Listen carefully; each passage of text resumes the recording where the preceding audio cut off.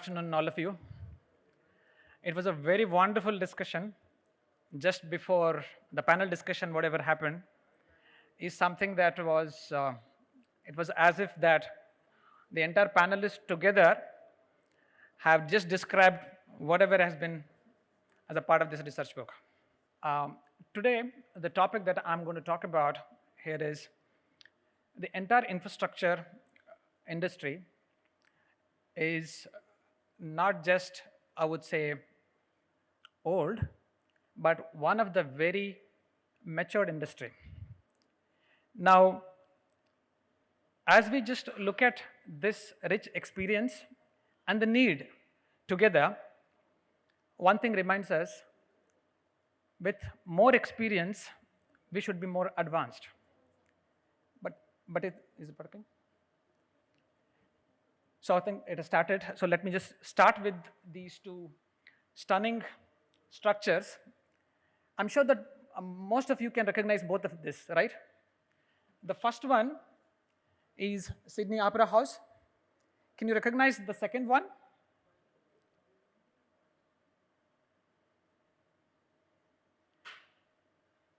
That is Guggenheim Museum Bilbao in Spain. Why am I showing this picture? Why am I showing this picture? There is one interesting story behind both of them. Both of them are a project which are very special and have achieved world record in its own sense. In fact, an Oxford University professor, Ben Flubia, and a co-author, Mr. Dan, together, they have published a very well deep research around these two stunning projects. Both have achieved world record in its own sense. One is an absolute disaster, another is a rare success. One has been achieved in a record time, whereas the other project is a totally disaster. That's how this record. Now, if you just look at Sydney Opera House, it is not just delayed. The project went on up till 14 years. Even after completing, when the project was open, Sydney Opera House was not, the internal acoustics was not ready for opera itself. It was not ready. Now, the budget overrun is something like 1,400%. In fact, the chief architect had to leave the project midway. On the other hand, Guggenheim project is more or less, in fact, in terms of complexity, both are the same, but it has been achieved in the shortest lead time. Not only just shortest lead time, it was very well within budget, and also this project achieved the benefits much more than the expectation. It revived the entire economy of the city itself. So that is why they are so distinct. But if you just look at our Indian infrastructure projects, our worldwide any infrastructure project, these two distinctions you will always see. The number one is a project which is, you can always place them in two buckets. One bucket, I can call it as blue bucket, where the project is being completed in, let's say, within time, within budget, without any overrun. Whereas a black bucket where projects with cost and time overrun. Any one of them or all of them are the real issue. Now, if you just look at projects worldwide, in fact, Ben Flubia and Dan Gardner, both of them, when they did this deep research, they have researched over 16,000 different kinds of projects, and what did they really find? How many projects you think, even worldwide, can fall in blue bucket, a bucket of success? What do you think? What percentage Any guesses? Just about 8.5%. This is the world data. Even in the advanced economies, this is the case.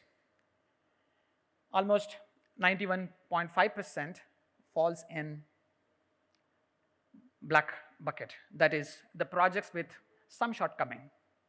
Yes, when I talk about mega projects, it's not easy to complete the project within time, right? There are a lot of challenges are there. But nevertheless, this comparison gives us another insight, a very good curiosity. What do you think, what number, if we relate the same thing to Indian infrastructure projects, mega projects?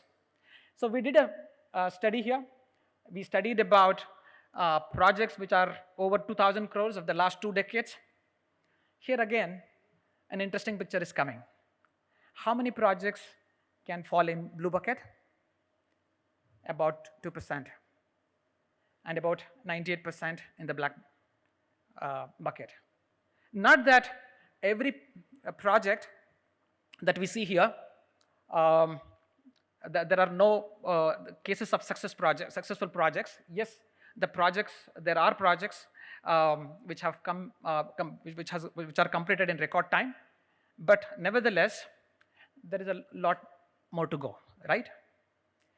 Now, when we look at these projects, whether blue bucket project or the black bucket project, let's say the project which are completed in record time or the projects which are really running some overrun, there is one distinct characteristic is there. All the black projects have suffered some kind of major interruptions. I'm not talking about small interruptions, because project means there'll be always some kind of interruptions, right? Some kind of uncertainty is the hallmark of project, but I'm talking about major interruptions. Whereas the projects which you see in blue bucket, the projects which are completed in record time, there is one characteristic. These projects have never suffered major interruptions. And the reasons are many. Why exactly this can happen like this? So we discussed with many of the infrastructure companies, asked them, what kind of interruptions do you face, right? Just before this discussion in the panel, people did talk about this. Land acquisition delays, ROW, utility shifting, scope changes, delay in approval decisions, finance or funding issues. Every company must have faced this in different proportion, but it's always there. You talk to 100 panel, people with more and more rich experience, all the discussions will move around the same. Not that there are no other list of delays, but major delays, yes, these are the delays. The question here is that if these are the major delays, what exactly is causing them? Just what is the immediate cause that comes to your mind, right? All these things can be traced back to few specific immediate reason. Somebody was talking about DPR today. If you just look at land acquisition delays, is just a symptom of a much deeper cause, that is incomplete surveys. It traces back to how exactly the survey has been done, how exactly the investigation has been done, right? If it comes to scope changes, again, you'll somewhere see there are traces of design gaps which are causing this. Similarly, quantity inconsistency, the estimations, all these things will creep into these kind of interruptions. Now, if you just look at the projects which are completed within time, or I would say projects which are completed in a record time, all of them have one characteristic. Always, these particular projects have one important element, that is very high rigor in initial planning. That is about pre-construction planning. Before you start the execution, whether every risk has been identified, whether have we looked at every aspect of risks even before we start the project. What amount of groundwork that we have done is what exactly decides how exactly the project gets executed. I told you in the beginning, infrastructure projects, the entire industry is nothing new.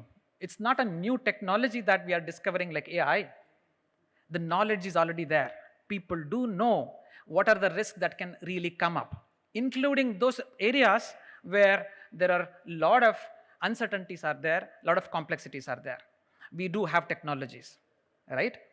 Now, how much rigor that we give in the pre-construction planning decides how well the project has been completed, how well the execution is going to go. So we call this by different names. Somebody was talking about robust DPR, that is detailed project report. Even before you start the project, can you envisage everything that can go wrong?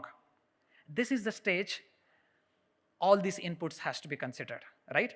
Somewhere, if this work is done, even in Indian projects, which are really successful, it could be Delhi Metro, which most often people talk about, it completed in a record time. You just talk to the people who were around that. The real emphasis was given right in the beginning itself, that is in the DPR stage. Now, if this is the cause, right, what's the root? Root must be the DPR, where exactly it is coming from. These are just a symptom of a much deeper cause. These are not just the major interruptions. There are other cascading execution inefficiencies are also there.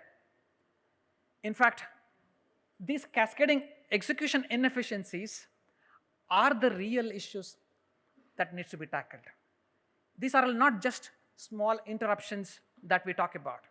It really decides how exactly we are even awarding the contract itself, how exactly we are executing the project itself, right?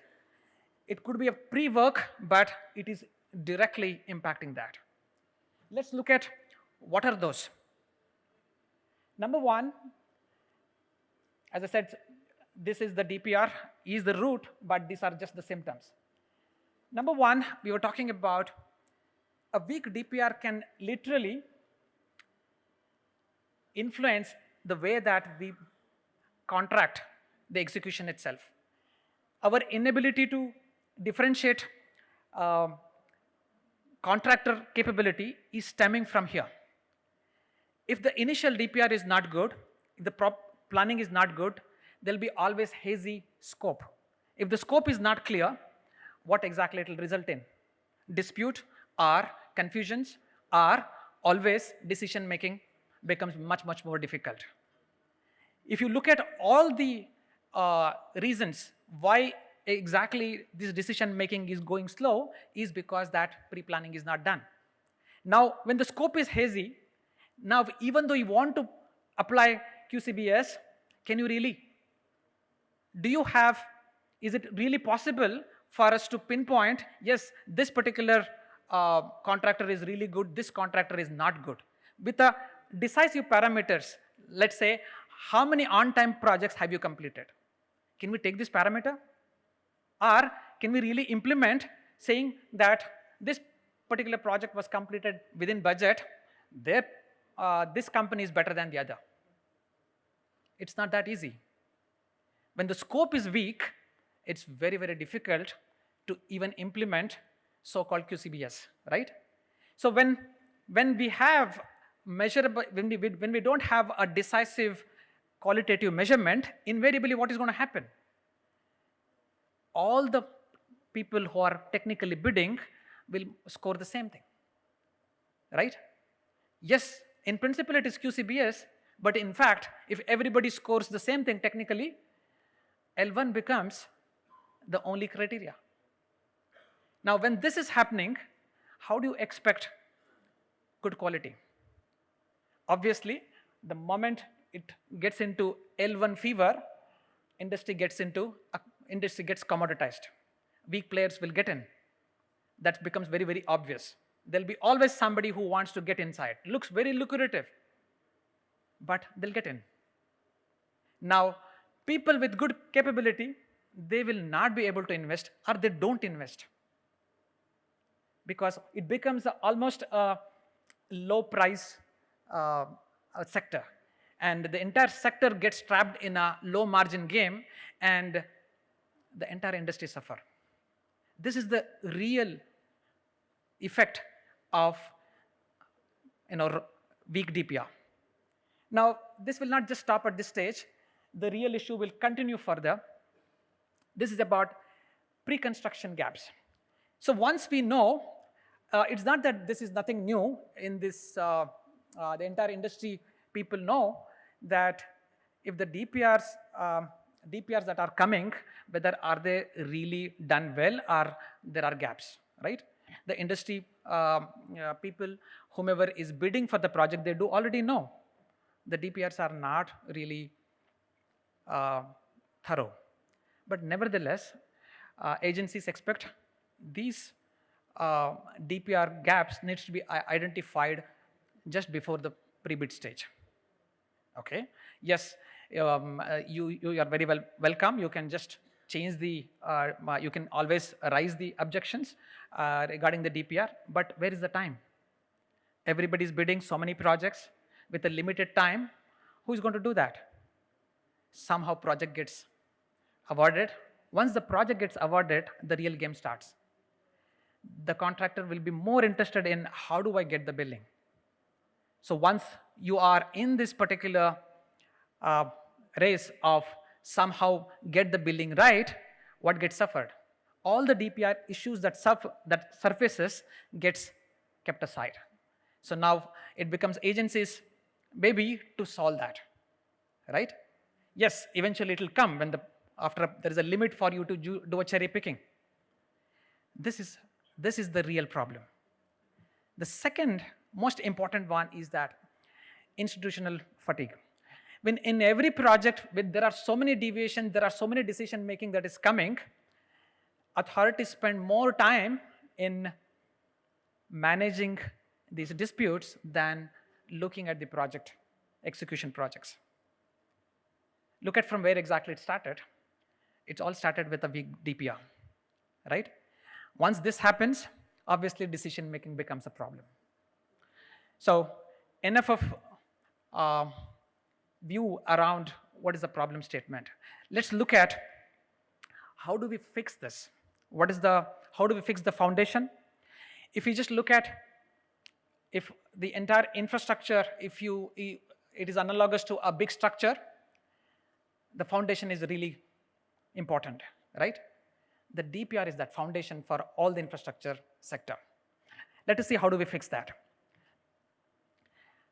When we observe two bucket projects, when we observe both the examples that I showed you, there is one characteristic I talked about.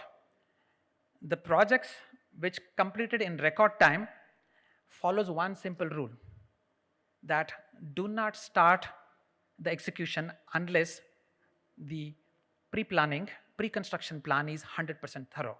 So in this particular case, never move to execution without DPR is 100% complete. And there is a sub-rule also. The DPR work itself must be completed in the shortest possible time, otherwise this will not happen.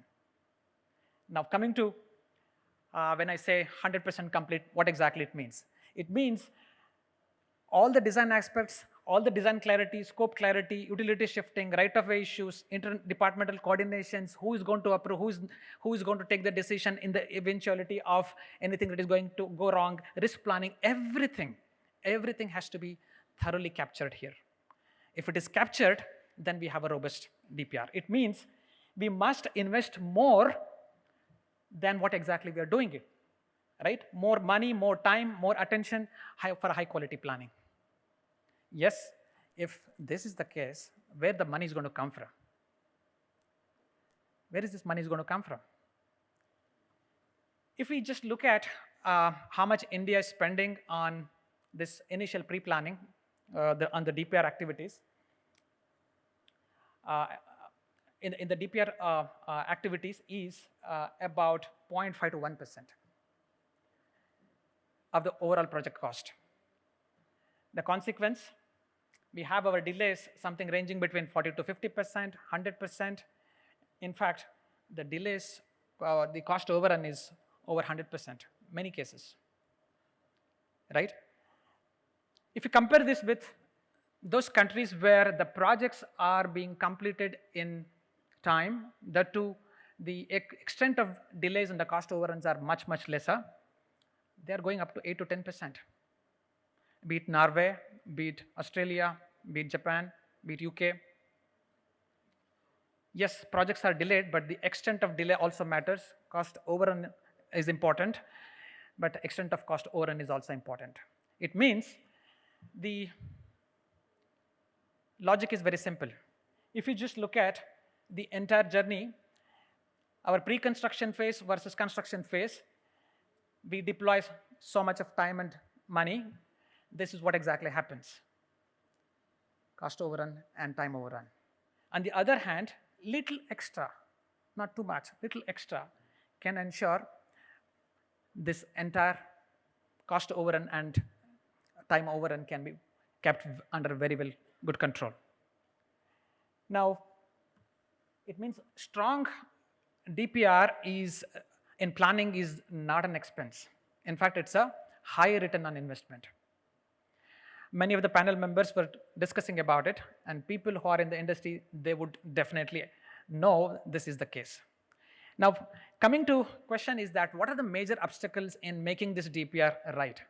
Why exactly DPRs are like this, the way it is? Number one reason is that if you just look at like the execution projects, DPR projects are also supposed to be awarded as per QCBS. But in fact, as again, if everybody scores the same thing, what is the fun? Ultimately, it becomes L1. Once you are in an L1 game, what will happen? The same aggressive underbidding, shrinking margins, compromised quality, the same case. Now, on top of it, it's a fixed price DPR. There is no room for escalation. Now, interesting fact is that the entire DPR activity is an exploratory type of work. It is the work to find out what are those uncertainties, what is the scope of work. Now, if you have a fixed time, fixed budget, what will happen? It becomes the consultant's intelligence to find out all the probability that can go wrong and find out what should be that real price is. He must be really genius. Otherwise, it's not possible. So, obviously, if it's a fixed price bid, it has its own consequence. Whenever there is a scope increase, whenever they uncover new scope, obviously, you can't move further. Nobody wants to take it up. So, what happens? DPR suffers. On top of it, there are other small reasons are there why exactly it gets stuck. Whenever DPRs projects are running, it's not running very smoothly for many months of delay, and suddenly whenever the financial year deadline comes, now sudden rush is there, and you know whenever the project is, any study is completed in rush, what really happens? Imagine what happens to the quality. On top of it, even DPR also relies on some of the inputs from the preliminary studies, right? It could be geological study, right? Any kind of inputs that is weak in case if those studies are not been done or it is dated, if you have a fixed bid, you can't escalate it. You can't do the you don't do the resurvey.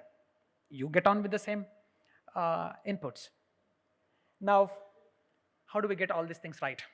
So there are 5 simple steps that we are talking about. If implemented, definitely it's going to transform the very way how we look at project execution in infrastructure projects, especially mega infrastructure projects.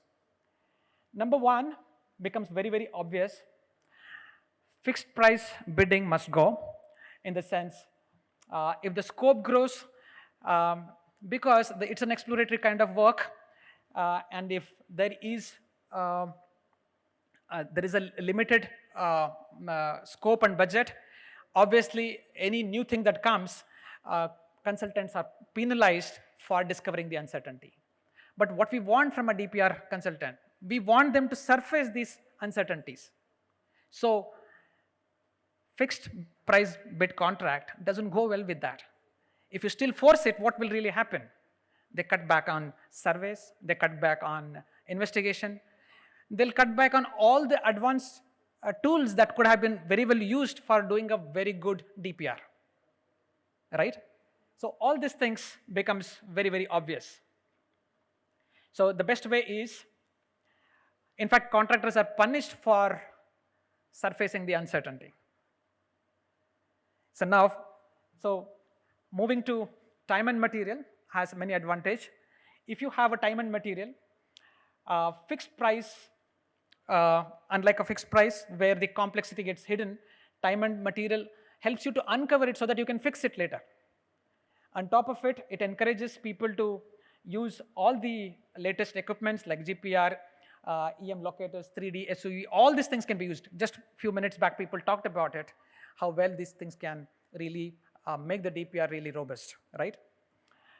You can uncover hidden utilities provided you use those kind of instruments.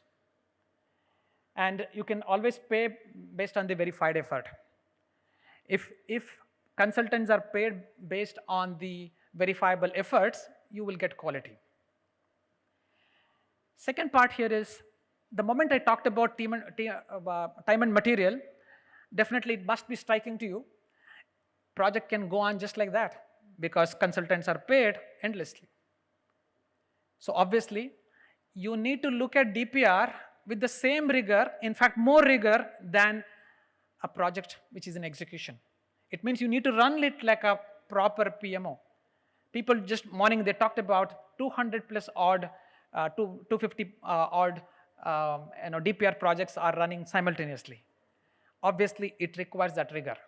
Project management office means there is a continuous rigor in terms of, in fact, the mindset which we are going to apply for a execution project. We need to apply it here.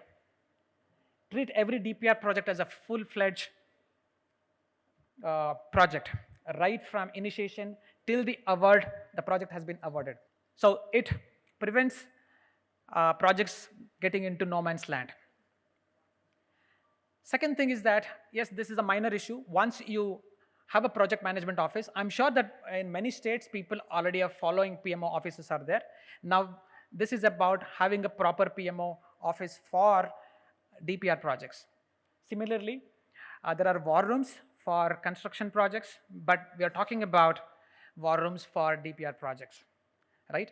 There are many decisions. In fact, a lot of decision making happens during the DPR stage, provided all the agencies sit in one particular place, right? There are good models. There are few states have made a very good progress where all the agencies come in a common space, they sit together, take decisions. Such kind of rigor has to be put in here. On top of it, if the system matures, you can always invite contractors to give you insight in terms of what can happen, go wrong in execution. This is a very, very good system. And the fourth point, it's about focus and finish. We discussed about 250 odd DPR projects running it simultaneously, right? Obviously, agencies are also burdened with which one to be focusing on. So take a small batch, finish it, continuously work on it, and close it and move on, right? This is another important step that really improves the DPR. So finally, preliminary studies. Yes, preliminary studies, if the input is not correct, if the data is old, obviously there must be provision for doing the restudy. If these things are rectified, why should DPR go wrong, right? Every DPR can come out with a complete picture of how should we manage the execution. So what India really gains by these DPR, right? As I said, the first and foremost benefit is that industry moves in a totally different direction. The reason being here is, when the DPR is strong, it makes the performance measurable. Today, if the scope is weak, you don't know, whose fault it is. You don't know where, if there is a deviation, whom should you blame? Is it DPR consultants, agencies, or the contractor? It hides the real problem. If the DPR is strong, if the scope is very clear, consultants can be measured exactly based on their ability to estimate. Contractors can be measured based on their real criteria like on time, within budget, within scope, you can really catch them, right? So accountability becomes much, much cleaner. When this happens, capable firms gain advantage. Unsustainable low bidders gets filtered out. They can't sustain this. Once you have this, L1, I would say the L1 fever goes away. Distortion, the entire sector becomes healthier and resilient, right? And once weak player exist and strong player come into play, another benefit is that is better reliability. With improved reliability of the project execution, more investment will come. With more investment, with better capital, obviously better talent will also come. The youngsters don't want to come to infrastructure projects. This is not the first sector they would like to choose. But if the infrastructure sector, which is need of the day, have this good reliability, it has a completely a different spinning effect, right? All the models can really work now, whether it is PPP, HAM, or any model will work, provided the project execution is stable, reliable. So, finally, what is the benefit we must see? At least many of these projects in the black bucket must move to blue bucket here, where many projects we must see coming under control without any overrun. So that's the real benefit we should expect from considerable reduction in cost and time overrun.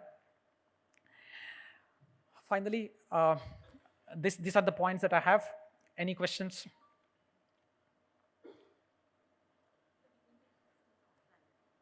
Thank you so much.